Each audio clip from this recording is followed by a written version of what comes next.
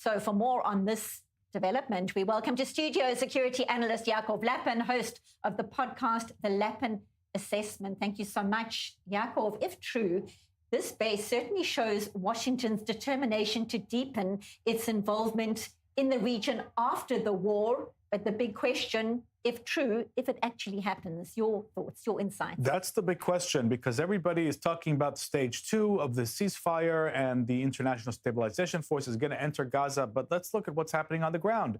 Hamas is supposed to disarm. That's part of stage 2.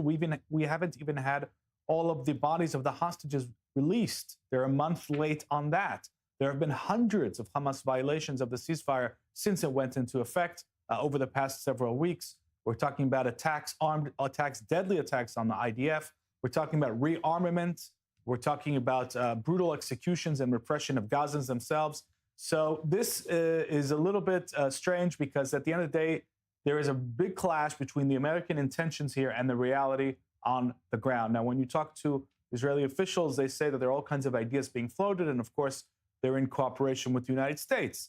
But really, even if the ISF does start to set up a base here under U.S. command, its role is going to be very, very vague, I think, and it will only have a realistic role on the Israeli side of the yellow line. Let's just remind the viewers that Gaza is split into two. We have the Israeli-controlled 53% and the Hamastan-controlled part that's in western Gaza, and that's where most of Gaza's civilians are currently residing. So what is this force going to do? It's not going to be disarming Hamas, that's for sure. It won't be doing any demilitarization. Maybe it can activate, some civilian programs.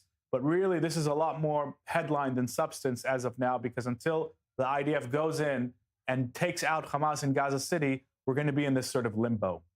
Yaakov Lapin, as always, appreciate your insights. Thank you so much.